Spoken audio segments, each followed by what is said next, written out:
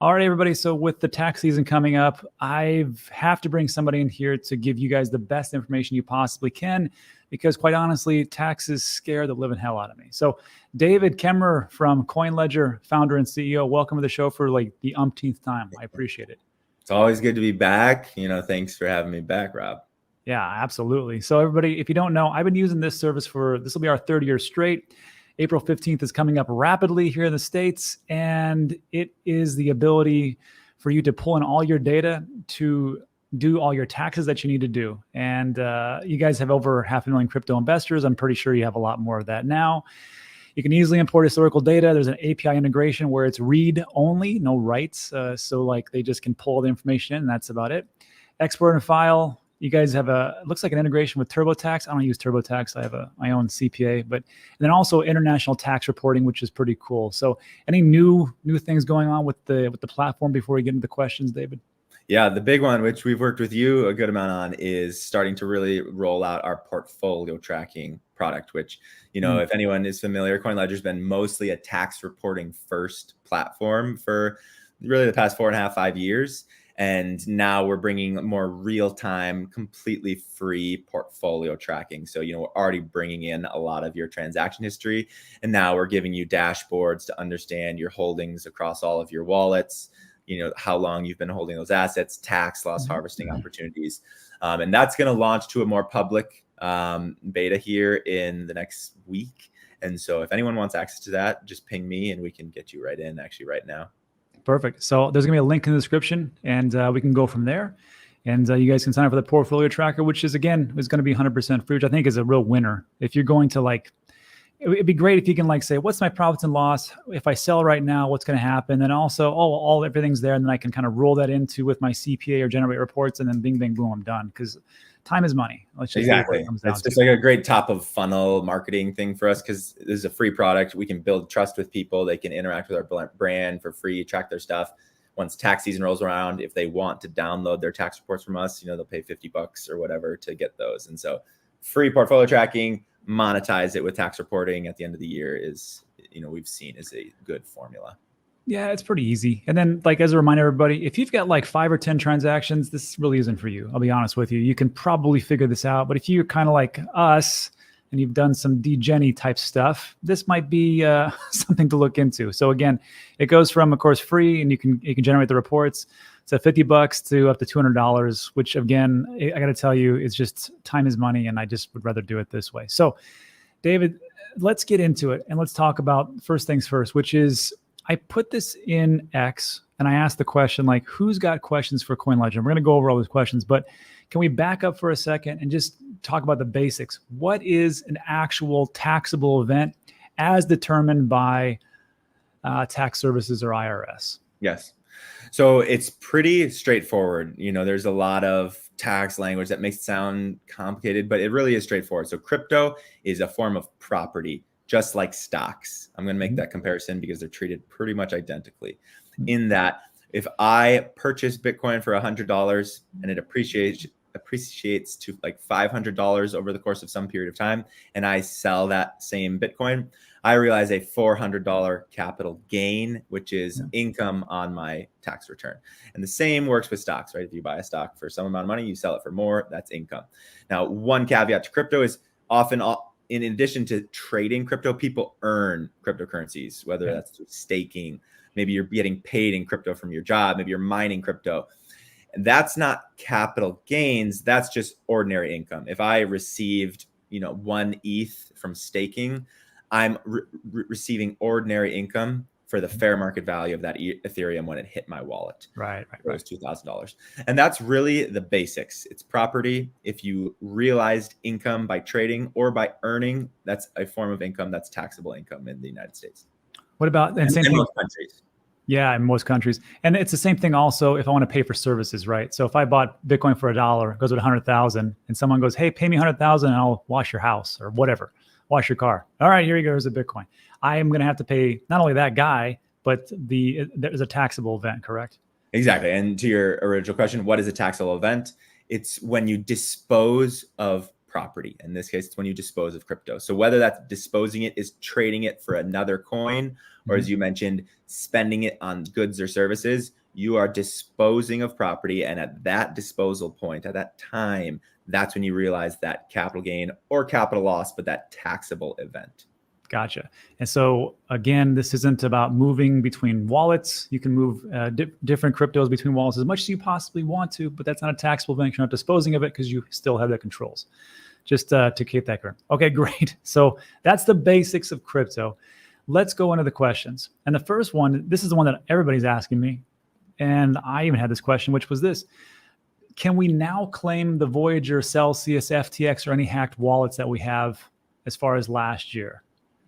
Because this has been an ongoing process, but right now Voyager and Celsius have gotten out of the bankruptcy. So how does this work, Dave? Yes. So I can speak very intimately to Voyager. Obviously, we have worked to bring automated tax reporting to their users for a number of years. I'm not as intimately familiar with the details of how Celsius went about their dispersion process of bankruptcy, but let me just tackle it from Voyager at a high level, and you can jump in with questions that you have.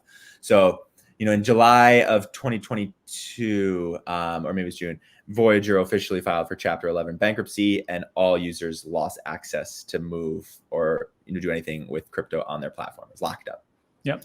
Now, about a year later, they started their in-kind distribution process, which is they're starting to give people assets back, but of course at a much lesser amount than they had. So it was about 35% were made available to customers. So the details on the Voyager side, there were either supported or non-supported assets in the Voyager bankruptcy process, which essentially just meant if it was a supported asset, Voyager had the ability to allow you to transfer it off of the platform once the asset was available to you again.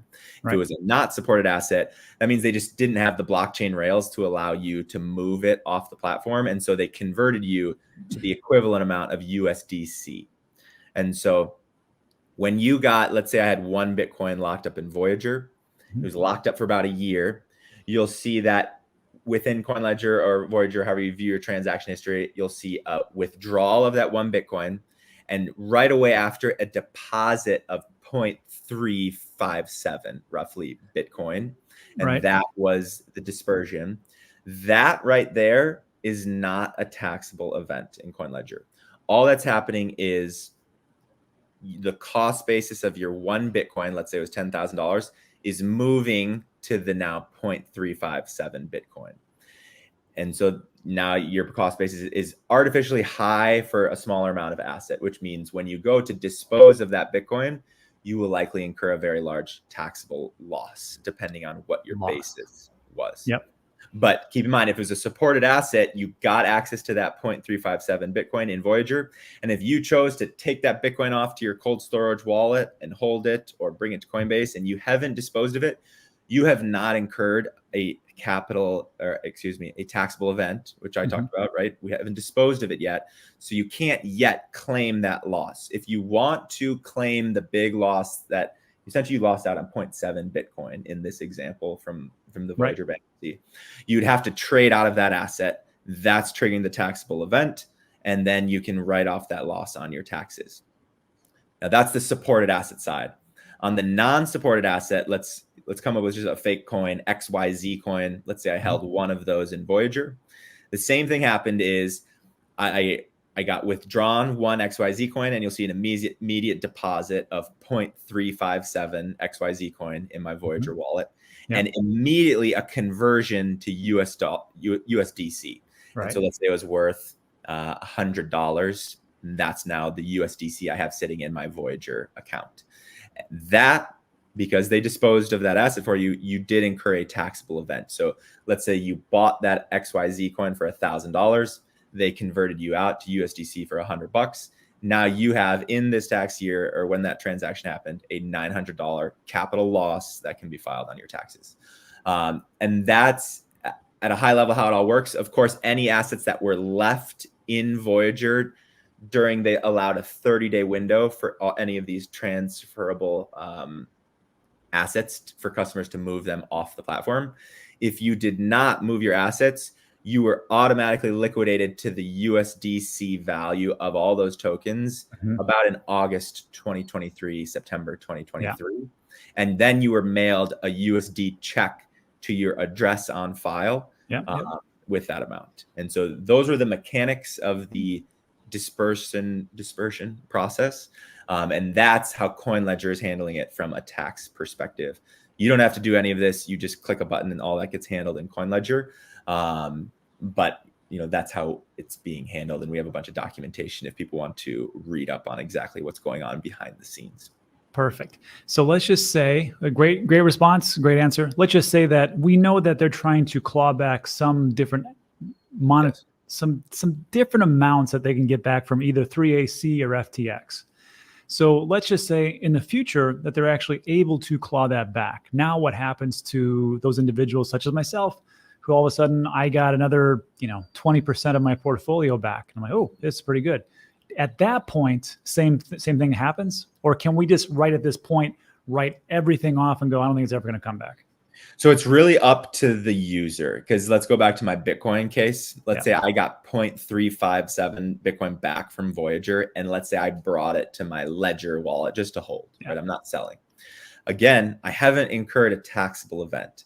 So if at some point I get more Bitcoin back from Voyager, that would just add to that same position. And remember, my basis of spending, we said $10,000 is still true in that amount of Bitcoin. So if I add another 0.1 Bitcoin, now I have 0.475 Bitcoin, but my basis still remains the original basis of $10,000 of what I had there. So if you want to wipe the slate clean right now and realize what are likely capital losses because you lost 0.7 about worth of value in the Voyager bankruptcy, you need to dispose and incur taxable events. Dispose of these assets. Of course, you can buy them back if you still want to hold them. Right. And if you wipe the slate clean, you're kind of closing your positions. If at some point in the future you do get more income back from Voyager from the bankruptcy process, whether that's crypto assets or USD, that is a form of taxable income, because keep in mind, you already wiped the slate clean. You already realized all of your losses. And so by getting income in the future, that is just a form of income. Gotcha. Yeah. Okay. Well, how about this? Is there, and this would come back to the question about the hacked wallets, because I remember this was a couple of years ago, maybe last year, where there was only so much you could claim as a loss, because people were like, hey, I'm in a boating accident and there goes my ledger. I just lost $10 million. Woe is me. Can you still is it like the maximum amount, which is very small every year, or have they increased that, or how does that work? So hacked wallets theft is actually close to impossible to write off from a losses perspective. That ability got closed in the Tax Cuts and Jobs Act under the Trump administration. Oof. And it's much more difficult to claim a capital loss logically. Now, you could claim anything you want, right? The US is a self-identifying system. True. But the law has closed a lot of the ability to write off, meaning deduct from your income on hacked, theft when it comes to property. Okay. So banking on that, is there a limit to what we just talked about with, say, FTX, Celsius, and Voyager? Can we say, like, if we had it, I don't know, 20,000, 50,000, 200,000, we could all just say that's just a total write-off? Like, just using your example. Yeah. So the FTX and whatnot, those cases are different because they did file for bankruptcy. It's the ones that I'm more referring to in my prior dialogue right there is if you yourself, right, like got your crypto stolen from your Ledger wallet, or you somehow got hacked. On FTX, it's going to follow a similar bankruptcy process as Voyager and Celsius. And those are going to be write-offs because you had some amount of asset, by the fault of the company, they're going through bankruptcy, you got back less, and then you dispose of it and you're going to incur capital losses. Gotcha. There's nuance to this. I'm simplifying. So if you have very specific use cases, problems, of course, I'd always recommend talk to someone who's well-versed in crypto taxes. We have a bunch of folks on a directory on CoinLedger that you can go and reach out to. They're very knowledgeable. Everyone's situation can be a little bit unique. Yeah. And then just to piggyback on that, if you're on CoinLedger.io, links in the description. But if you come down here, there's a link that says find a crypto tax expert. If you click on that, they've got a whole plethora of different people you guys can talk to if you have any questions about that. Now, it's going to be, of course, they're going to charge for those services, but I got to tell you, those services are worth their weight in gold.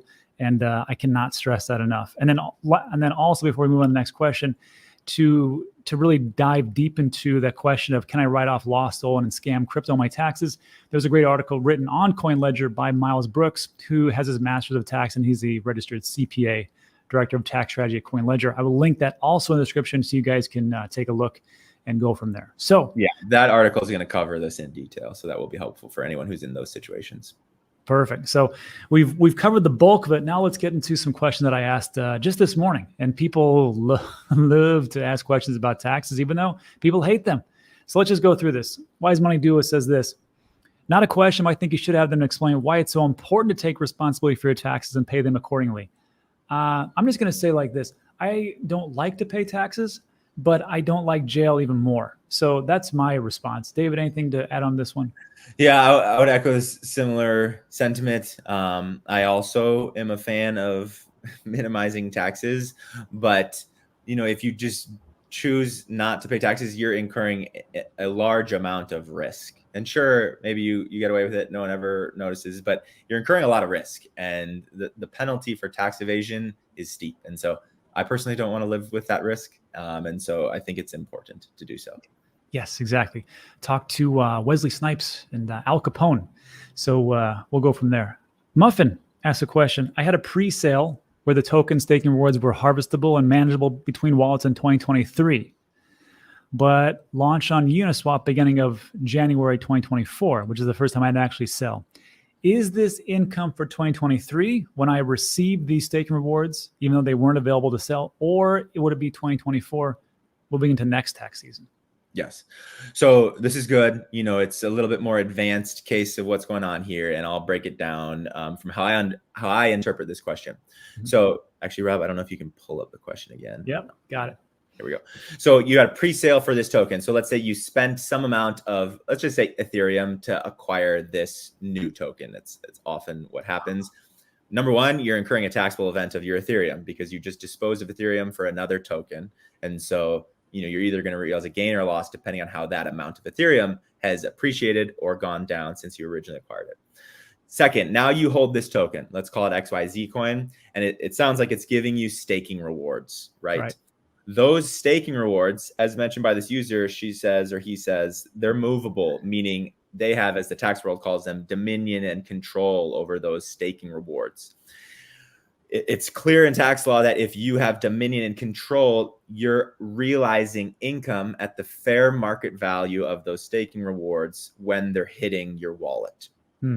Now, the nuance here is, well, what if this coin really doesn't yet have an established market, which is probably likely, right? If it's kind of this early token. Those staking rewards, yes, they're income at the fair market value of the token as while you're receiving them in 2023, but it's very likely you're realizing a very small amount of income. So I would let the user know, you have to go find the fair market value for those tokens as they were hitting your wallet, and that's how much income you're receiving. Obviously, this is what platforms like CoinLedger do automatically for you.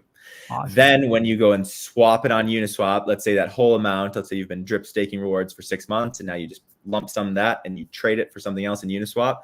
Now you're incurring another taxable event, and you're either realizing a capital gain or a capital loss, depending on how the value of your tokens have appreciated.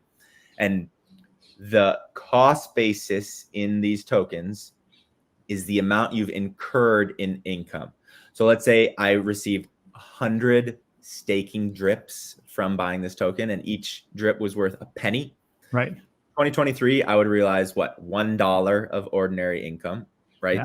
And then when I dispose of it, let's say I dispose of all 100 drips of that token for $1,000.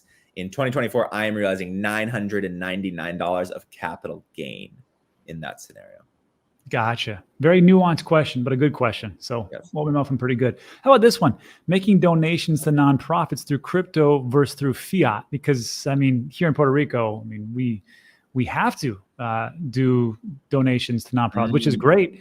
And then some I do in crypto and some I do in fiat. So how does this work? Yeah.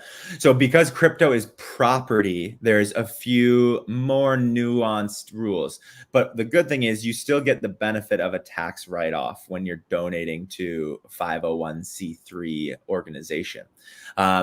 We also have a blog post that discusses the ins and outs. But at a high level, if you're donating crypto that you've held for more than 12 months, similar to the long-term capital gains bracket, you get to write off the whole fair market value of that donation. If you are donating crypto that you've only held for less than 12 months, you're only going to be writing off your cost basis in that asset. So I would refer people to this blog post. It goes into even more depth, but the benefit is still you get a tax write-off for donating crypto as a form of property. Yeah, and I did this in one of my videos, matter of fact. And so tell me if I'm wrong here, which is crazy. I have $10,000 worth of Ethereum, and then I hold it for less than a year, and it goes to 20,000, right? And I say, you know what? I'm just going to donate all this Ethereum because it's worth $20,000 because I'm a charitable guy, right? If it's less than a year, are you saying that I can only write off $10,000? Right. You can write off your basis in the asset, which is annoying. That's insane. Why can't I? Well, that's the IRS. So you're saying that if I hold for more than 12 months, whatever. Yeah, I think what the law is trying to protect against, the law is written for property as a catch-all. There's many types of forms of property. And I think what they want to catch is people who are saying, oh, I bought this. It's worth a ton of money now, Rob. I've held this for a month. And I want to write off the fair market value of this piece of art, right? And so that's what it's protecting against on that side. Protecting us harder. Fantastic. All right. So how about this one? Can we migrate our imported and compiled TaxBit account transactions into CoinLedger? I've used TaxBit for years. They're doing away with their I didn't know this. Away with their consumer-facing service, and I haven't migrated yet. Yes, you can. We don't have like a direct integration with like transfer your TaxBit account. It creates the same account in CoinLedger. But we have our whole support staff is trained. We've been helping a ton of these TaxBit users get migrated to CoinLedger. And the other good thing is we've completely made the product free for TaxBit users who have used TaxBit in years past. So if you need to, get up to speed with CoinLedger, your 2021 reports, your 2022 reports, we're making those free to TaxBit users. So just get in touch with our support team and they'll walk you through all of that. Hey, man, that's pretty good.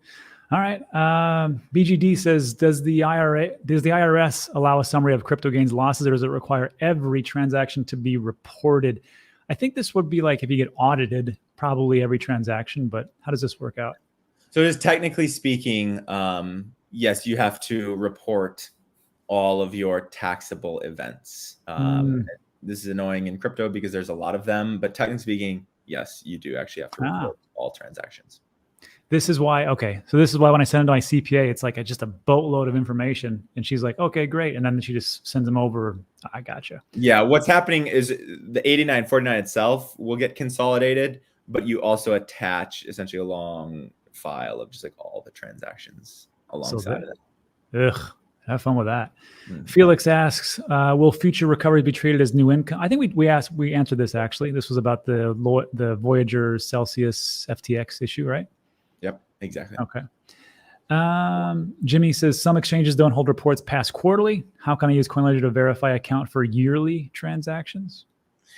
Yeah, this is a really frustrating problem. Some exchanges make it very difficult to get your transaction history for further out than like 3 months at a time. Yeah. For these exchanges, one, just start making it a habit to download that 3 months. Every month you should just be downloading that, because our hands are tied as well. If an exchange is like, nope, we're not going to give you your transactions for further than a year out, first you should email their customer support saying, hey, I need my full transaction history to do my taxes. Please give that to me. Most times they'll give you the full stuff. You just have to go through the extra hoop of hitting up their support team, which is annoying. But to answer his question, I would just keep your account fresh. If you're using CoinLedger, every month refresh that data, and then you won't have that problem because we store all of that data forever. You'll always have access to it. Awesome. Okay. And then last question, which is, do I need to report my S coins I traded on a DEX? Because who cares? It's on a DEX. Nobody cares. No one's going to catch me. Yeah, it just goes back to what amount of risk do you want to carry with you in life? Technically speaking, that is a taxable event, taxable activity. You're incurring some amount of income that needs to be reported on your taxes. If you choose not to report that, that's on you. I can't make you, but you're incurring some amount of risk that you'll carry forward for some amount of time. Exactly. Me and David are not financial advisors or your dad, so do whatever you want to do. Exactly. We're just here to get you the best information. All right, David, another fantastic showing. We appreciate it. Look, everybody, the links that we just talked about, everything we just talked about, there's a links in the description. You can check those out. But again, make this a consideration, and because it's tax season sneaks up on us and it gets very quickly, so this is going to help you save a lot of heartache and time and frustration. So David, thanks so much for stopping by again. Thanks for having me on. We'll see you guys later. All right, guys. See you.